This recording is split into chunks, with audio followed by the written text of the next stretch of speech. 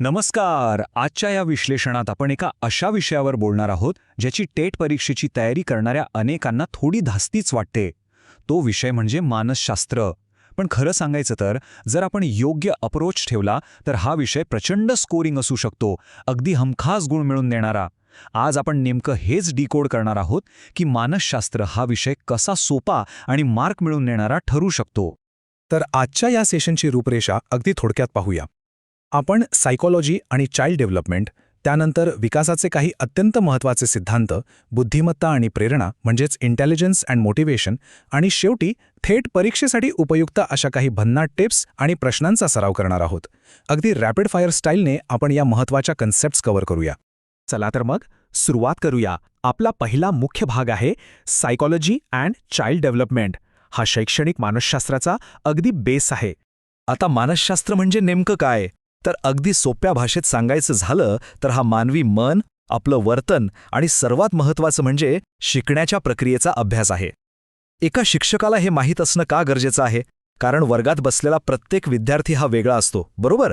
प्रत्येकाची शिकण्याची स्टाईल आणि त्यांच्या भावना अगदी भिन्न असतात. या सगळ्या विविधतेला ओळखून शिकवण्यासाठी हे मानसशास्त्राचं ज्ञान अक्षरशः जादूसारखं काम करतं. आणि याच अनुषंगाने बालविकास म्हणजे काय ते पाहूया. बालविकास म्हणजे अगदी लहानपणापासून म्हणजे शैशवावस्थेपासून ते थेट किशोरावस्थेपर्यंत मुलांमध्ये होणारे शारीरिक, मानसिक, सामाजिक आणि भावनिक बदल. आता इथे एक अत्यंत महत्त्वाची गोष्ट लक्षात ठेवायची आहे.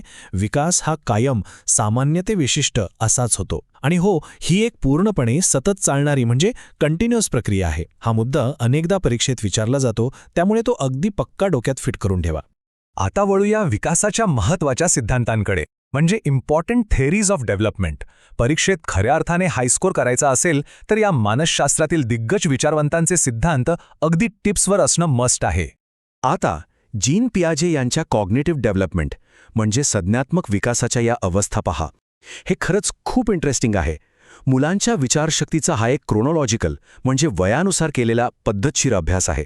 जन्मापासून ते 2 वर्षांपर्यंत सेन्सरी मोटर स्टेज, 2 ते 7 वर्षे प्री ऑपरेशनल स्टेज, 7 ते 11 वर्षे कॉन्क्रीट ऑपरेशनल स्टेज आणि 11 वर्षांच्या पुढे formal operational stage.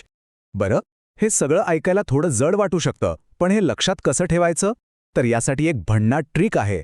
Sensor, pre concrete, formal. फक्त हे 4 शब्द एका लयीत पाठ करून ठेवा.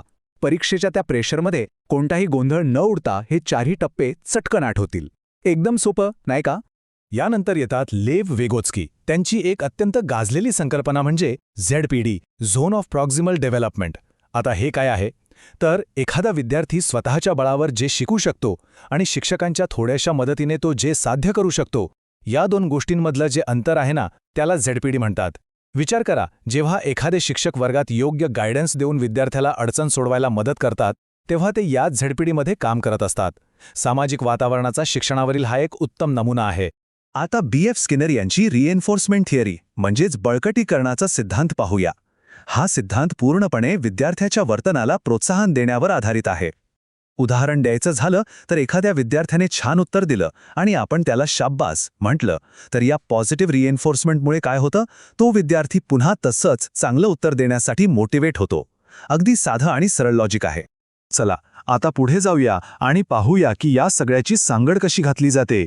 आपला पुढचा भाग आहे इंटेलिजन्स अँड मोटिवेशन. विद्यार्थ्यांची समस्या सोडवण्याची क्षमता आणि त्यांची आतून येणारी प्रेरणा कशी काम करते हे आपण आता समजून घेऊया. बऱ्याचदा बुद्धिमत्ता म्हणजे फक्त अकॅडमिक्स असं मानलं जातं.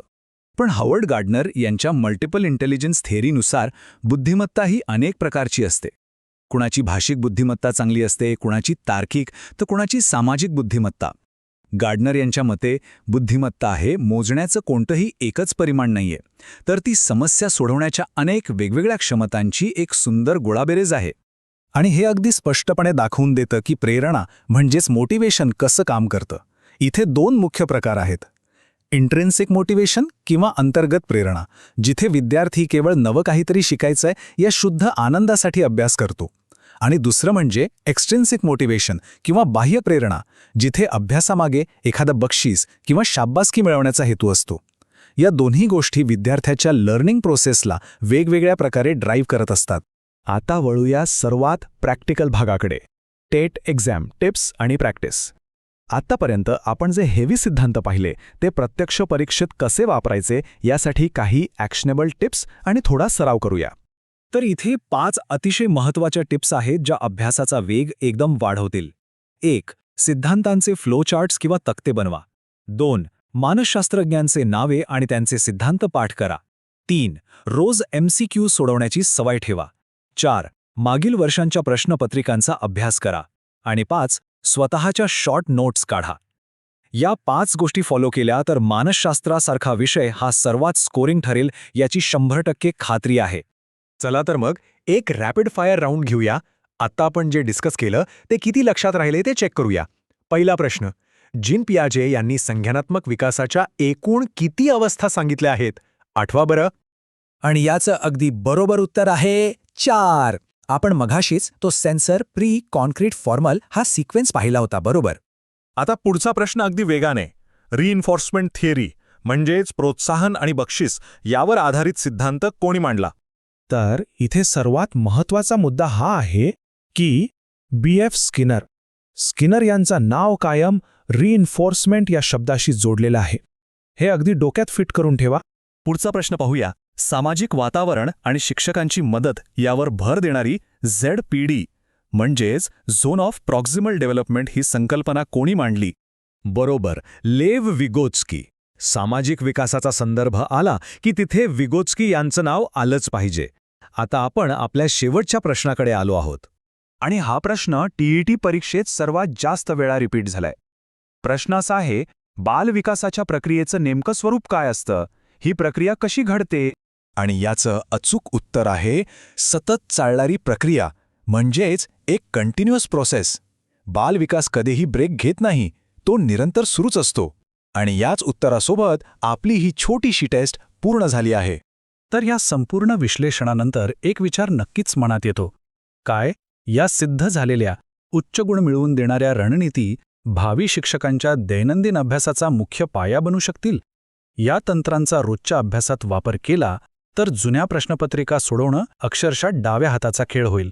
विचार करा आणि आजच या नव्या दृष्टिकोनातून अभ्यासाला लागा. खूप खूप शुभेच्छा.